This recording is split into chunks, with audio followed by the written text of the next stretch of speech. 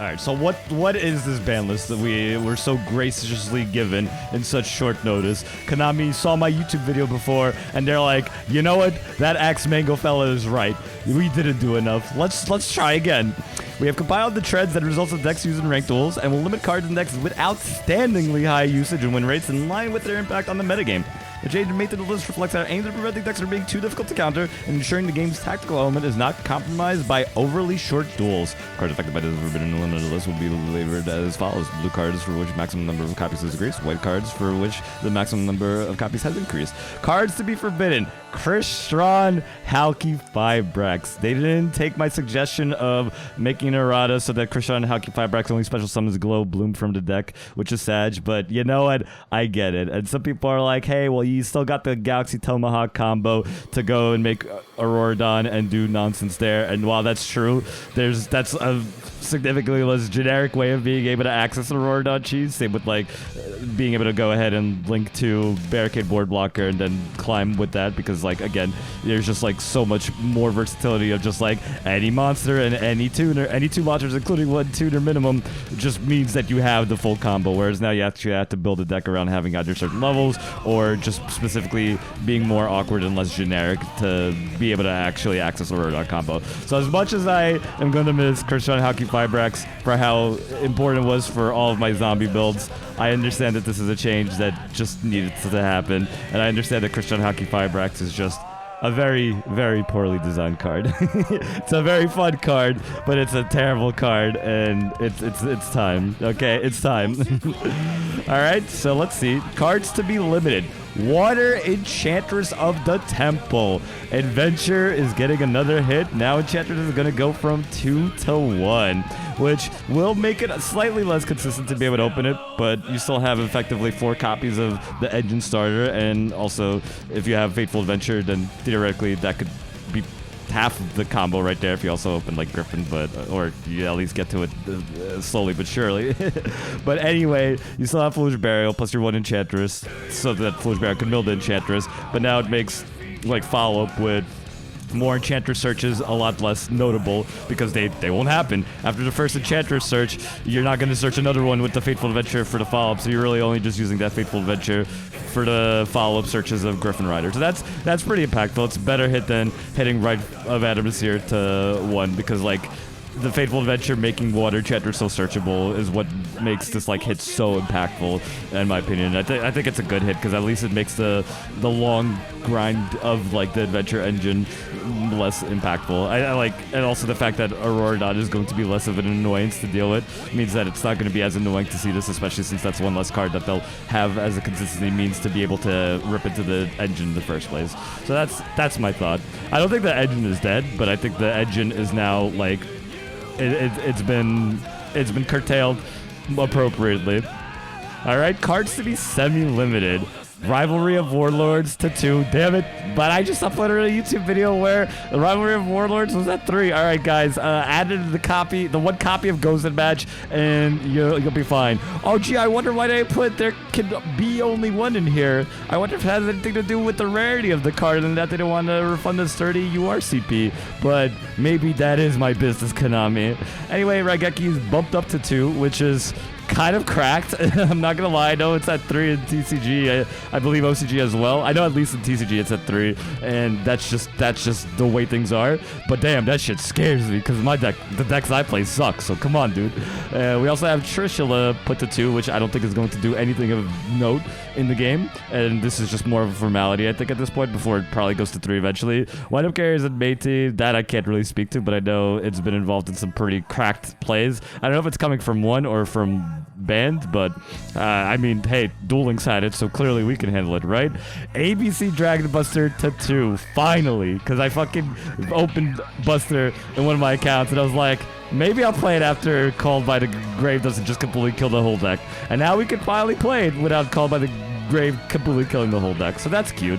I know that it was also recently unlimited or like semi-limited from limited in the OCG as well, and I know a lot of people talk about how in the OCG it's had a long history of being kind of not really given the benefit of the doubt, but I know in TCG it's been I think it's unlimited now, if I'm not mistaken. But I think this is one of those situations where it could just be unlimited. But this is someone who's never played ABC and just wants to get value off of my investment. Anyway, Trickstar Light Stage to 2. I know a very happy Fi who is going to be incredibly happy about this. Red Reboot to 2 is kind of ridiculous.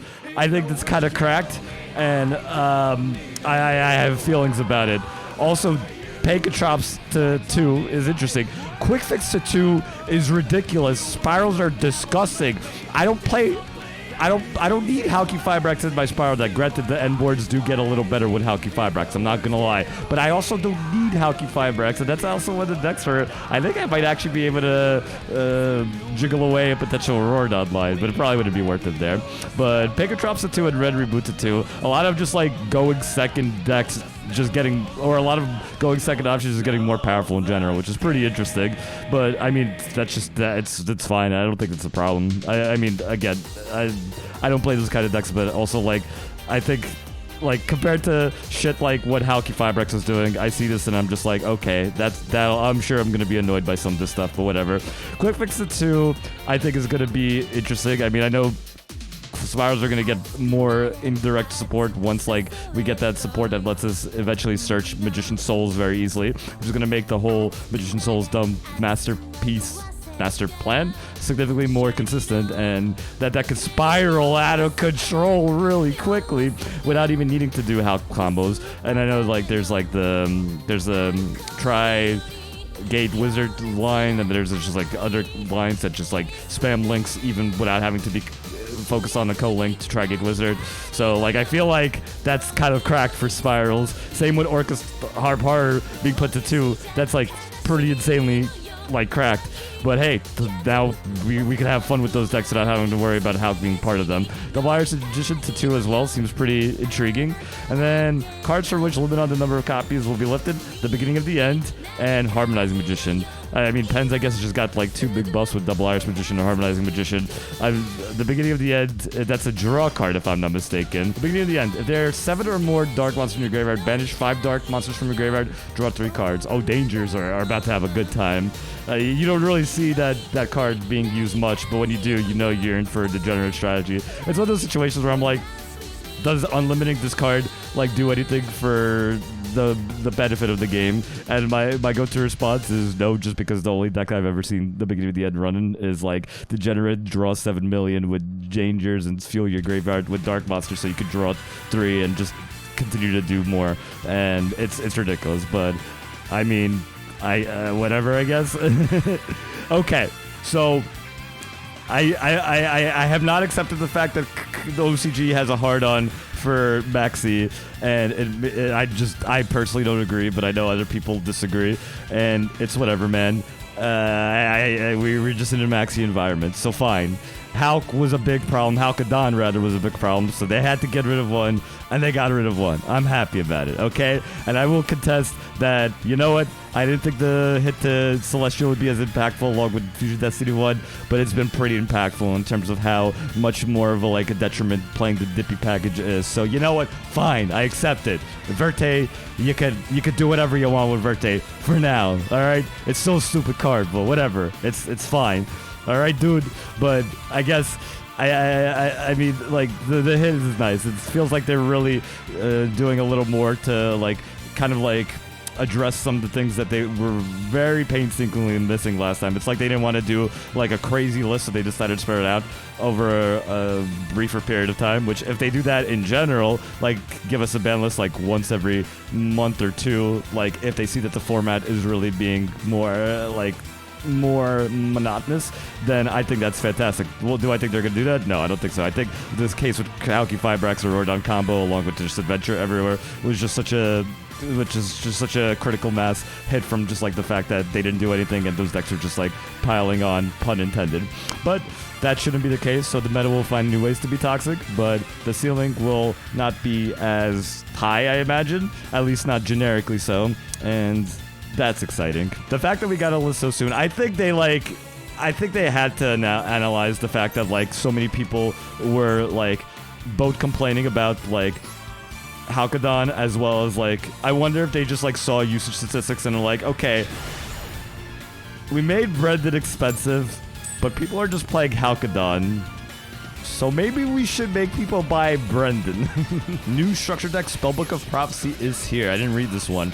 So it's going to allow us to have the Spellbook of Secrets, Spellbook of Knowledge, and other stuff, I guess. And then we have additional method of obtaining Spellbook of Judgment. Okay, the following forbidden cards which were previously on the table will be included in the structure deck that will be released alongside the revised Forbidden Unlimited list. So we are pleased to announce this measure in order to bring attention to cards and archetypes that have not had many opportunities to see regular play. So Spellbook of Judgment will be limited. That's cracked. That's insane. Okay, shit. And in addition of cards that can be generated, certain cards such as Pot of Greed that are forbidden under the current standard forbidden list will be able to be generated from the following date. So it says certain cards, but does that mean all forbidden cards, or does that mean certain forbidden cards? Because, like, the language just feels a little strange. And obviously saw the backlash from last ban list and player praise good. That's what they did in part 2. Yeah, they saw my YouTube video with like 102 views. They're like, okay, this Axe Mango fella is a little mad. Let's do it.